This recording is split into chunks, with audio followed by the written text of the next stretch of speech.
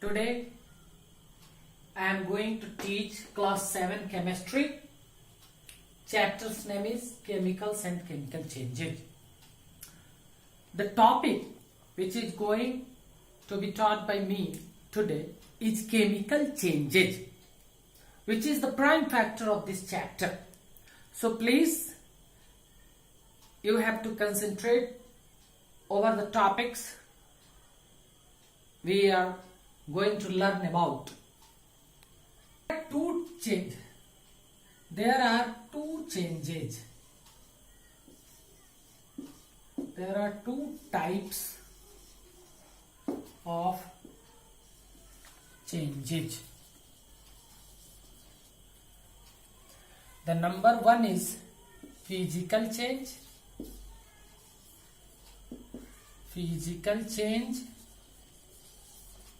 And the number two is chemical change. In this chapter we have to learn only about the chemical changes, but I think that the knowledge of physical change is necessary for the student to properly understand the real meaning of the chemical changes. Physical changes.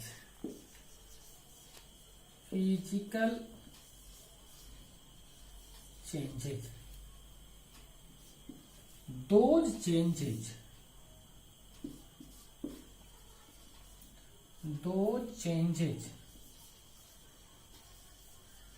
in which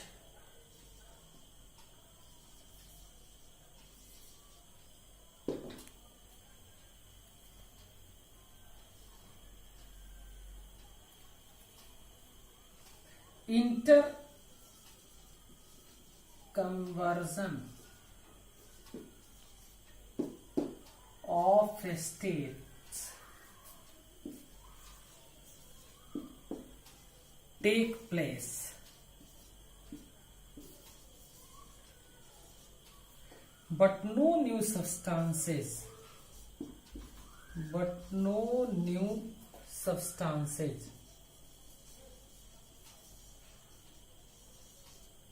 are formed,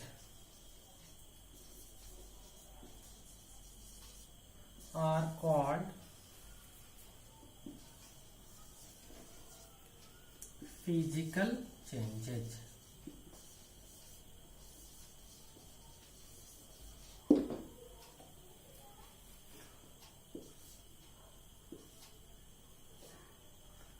Physical change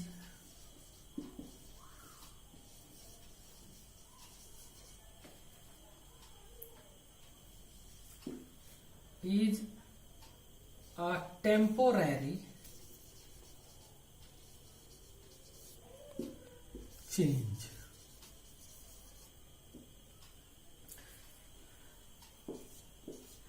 Physical change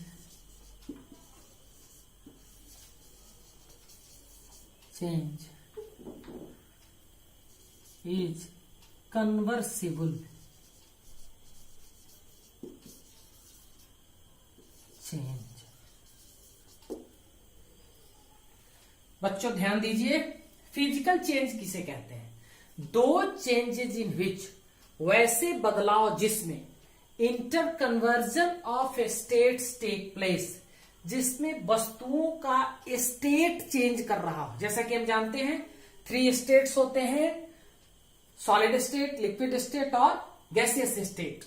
तो जिसमें वस्तु का केवल state change कर रहा हो, कोई नई वस्तु नहीं बन रहा हो, but no new substances are formed, कोई नई चीज नहीं बन रहा है, आर कॉल्ड फिजिकल चेंजेज. वैसे चेंजेज को हम लोग फिजिकल चेंज कहते हैं. फिर ध्यान दीजिए, वैसा चेंज जिसमें वस्तु का केवल स्टेट चेंज कर रहा हो, जैसे सॉलिड से लिक्विड बन जा रहा हो, या लिक्विड से गैस बन रहा हो, या गैस से लिक्विड बन रहा हो, या लिक्विड से सॉलिड बन रहा हो, इस तरह का चेंज जिसमें केवल होता है, उसमें नई वस्तु नहीं बनता है. जो वस्तु है केवल उसका स्टेट चेंज करता है, वैसे चेंजेस को हम लोग फिजिकल चेंज कहते हैं. दूसरी बात ध्यान देने की बात क्या है कि फिजिकल चेंज टेम्पोरेरी चेंज होता है, यानी कि थोड़े देर के लिए होता है। उसमें कुछ फिजिकल बदलाव करके, टेम्परेचर बढ़ाकर या कंडेंसेशन का प्रोसेस अपनाकर, टेम्परेचर को डाउन करके हम उसके स्टेट को पुनः पहले वाले स्टेट में ला सकते हैं। इसलिए ये टेम्पोरेरी चेंज होता है। Physical change is a temporary change. दूसरी बात क्या है कि physical change is conversible change. Physical change को उल्टा किया जा सकता है। सपोज करो पानी को गर्म करते हैं, पानी जब गर्म होगा तो भाप बनता है, पानी से भाप बन गया। लेकिन अगर भाप को हम ठंडा कर देते हैं तो फिर भाप पानी में बदल जाता है, यानी कि लिक्विड स्टेट में जो पानी है उसको गर्म करने पे वो गैसियस स्टेट में चला गया, और फिर जो भाप है गैसियस स्टेट में उसको जब हम ठंडा किए तो वो फिर पानी बन गया। यानी कि फिजिकल चेंजेस को पहले वाली स्थिति में वापस लाया जा सकता है। इसलिए physical changes are called conversible changes, उसको वापस लाया जा सकता है। फिजिकल चेंजेस के कुछ एग्जांपल्स हैं।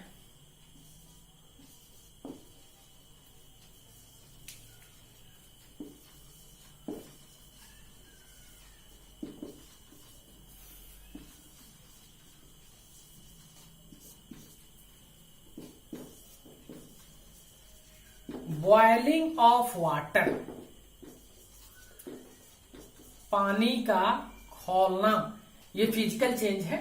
जब पानी को खौलाएंगे तो वो भाप में बदल जाएगा। Melting of ice, melting of ice, बर्फ का पिघलना, ये सारे फिजिकलिटीज एटसेट्रा और एग्जाम्पल्स हम आगे बताएंगे आप लोगों को। These are physical change. अब हम लोगों को देखना है कि केमिकल चेंज हम लोग किसे कहते हैं।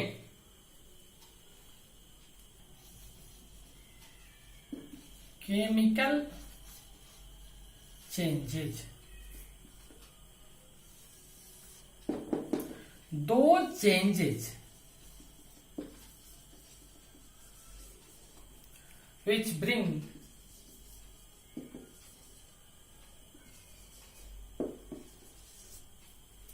change in the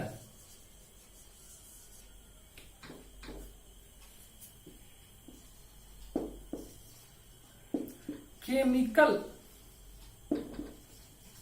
properties of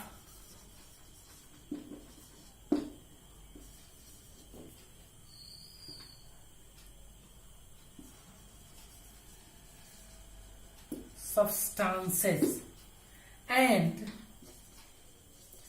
we get a new substance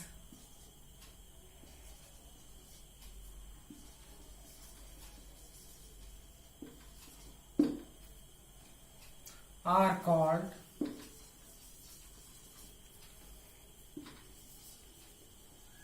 chemical changes. Those changes which brings change in the chemical properties of substances, वैसा चेंज जो वस्तु के केमिकल प्रॉपर्टी को बदल दे और उस बदलाव के बाद हमें एक नया सब्सटेंस मिलता है, उसे हम लोग कहते हैं केमिकल चेंज। केमिकल चेंज की क्या खासियत है? Chemical changes are permanent changes.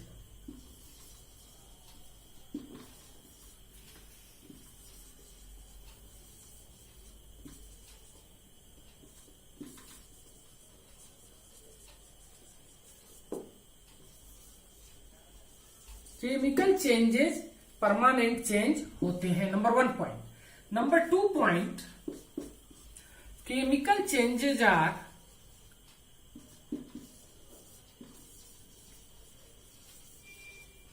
Irreversible.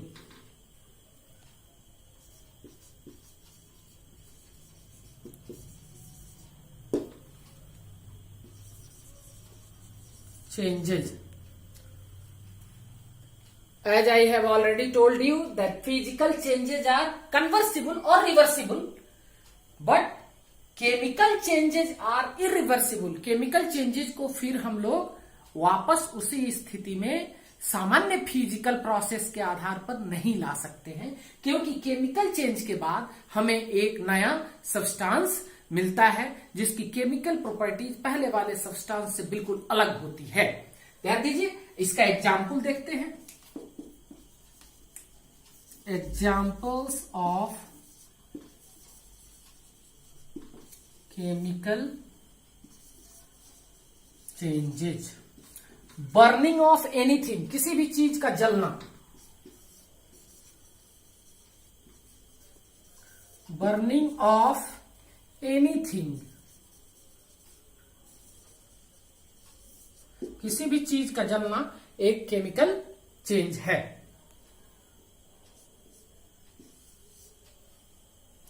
Growth of plant,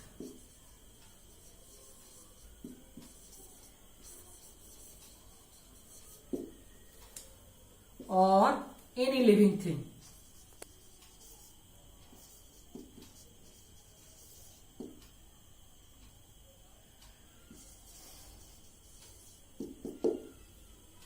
etc etc।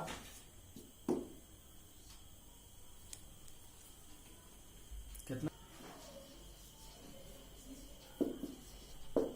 Properties of chemical changes.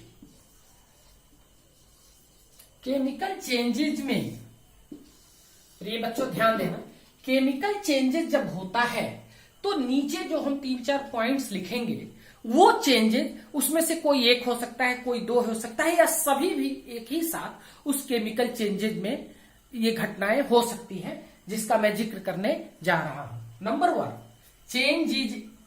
Change in energy. Change in energy, किसी वस्तु के ऊर्जा में, यहां एनर्जी का मतलब है हीट एनर्जी, टेम्परेचर।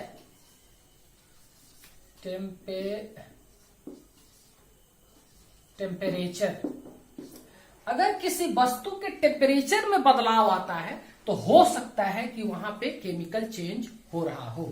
दूसरा, change in state.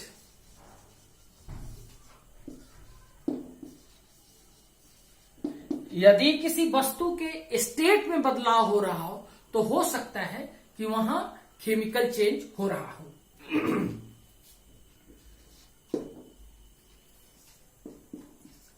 Evolution of gas, अगर कहीं पे किसी केमिकल प्रक्रिया में गैस निकल रहा हो तो वो केमिकल चेंज हो सकता है। चौथी बात है formation of precipitate. Formation of precipitate, यदि कहीं प्रेसिपिटेट बन रहा हो, प्रेसिपिटेट मैं बताऊंगा आप लोगों को बच्चों, प्रेसिपिटेट कहते हैं कि यदि दो लिक्विड स्टेट के सब्सटेंसेस को मिलाया जा रहा हो और वहां पे कोई सॉलिड स्टेट में कोई चीज अगर बन रहा हो तो उस सॉलिड स्टेट के चीज को हम लोग प्रेसिपिटेट कहते हैं। ये 4 चीजें हैं, इनमें से कोई एक या सभी या 2 या 3 घटनाएं अगर कहीं हो रही हो तो इसका मतलब है कि केमिकल चेंज वहां पे हो रहा है। On the basis of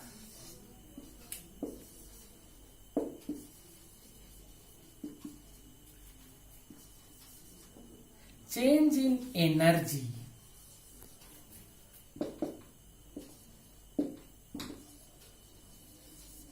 that is temperature,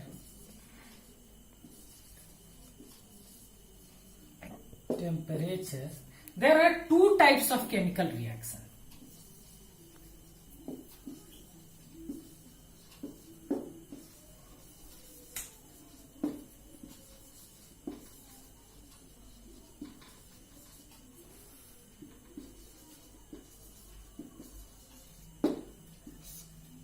ध्यान दीजिए बच्चों, on the basis of change in energy, that is change in temperature, temperature में बदलाव के आधार पर हमारे पास केमिकल रिएक्शंस जो होते हैं वो 2 तरह के होते हैं, exothermic exothermic chemical reaction,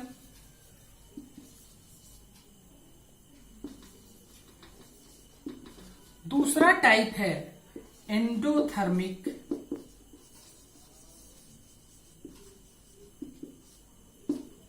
chemical reaction. इस पे थोड़ा ध्यान दीजिए, एक्सोथर्मिक और एंडोथर्मिक केमिकल है वैसा केमिकल रिएक्शन जिसमें heat, thermic word heat energy से, टेम्परेचर से रिलेटेड है, थर्मोमीटर इसी वर्ड से बना है। एक्सोथर्मिक ऐसा केमिकल रिएक्शन जिसमें हीट एनर्जी निकल रहा हो उसको एक्सोथर्मिक केमिकल रिएक्शन कहते हैं। और वैसा केमिकल रिएक्शन जिसमें हीट एब्जॉर्ब किया जा रहा हो, जिसमें केमिकल रिएक्शन हीट को ले रहा हो, उसको हम लोग एंडोथर्मिक केमिकल रिएक्शन कहते हैं। Exothermic chemical reaction,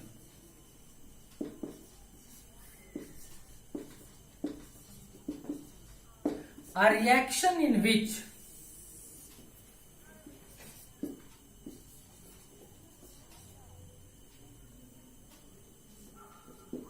reaction in which heat is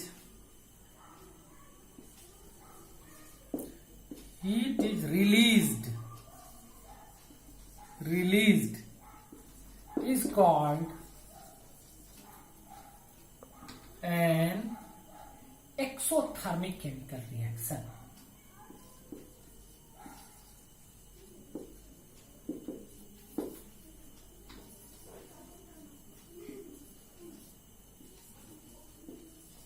ऐसा रिएक्शन जिसमें हीट निकल रहा हो उसको हम लोग एक्सोथर्मिक केमिकल रिएक्शन। जैसे देखिए, कार्बन जब ऑक्सीजन से रिएक्शन करता है तो ये बनाता है कार्बन डाइऑक्साइड और हीट रिलीज करता है, हीट बाहर आता है। कार्बन कोयला जिसे सामान्य भाषा में कहते हैं।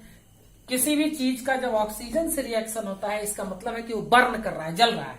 तो कार्बन को जब ऑक्सीजन से जलाएंगे, ऑक्सीजन के साथ जब उसको बर्न करें, ऑन पेपर किसी सब्सटेंस का रिएक्शन ऑक्सीजन से होने का मतलब है कि वो बर्न कर रहा है, जल रहा है। तो कार्बन का रिएक्शन ऑक्सीजन से करा रहे हैं, कार्बन डाइऑक्साइड गैस बन रहा है और हीट एनर्जी के रूप में रिलीज हो रहा है। ऐसे रिएक्शन को जिसमें हीट रिलीज होता है उसको हम लोग कहते हैं exothermic chemical reaction. Endothermic chemical reaction किसे कहते हैं वो देखते हैं। Endothermic chemical reaction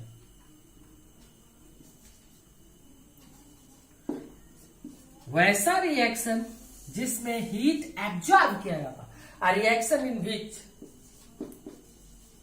a reaction in which heat is absorbed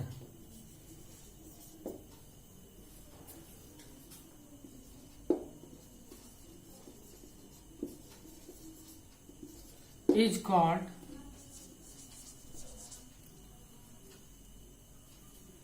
an endothermic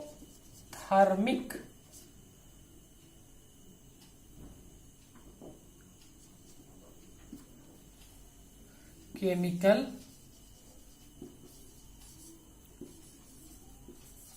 reaction।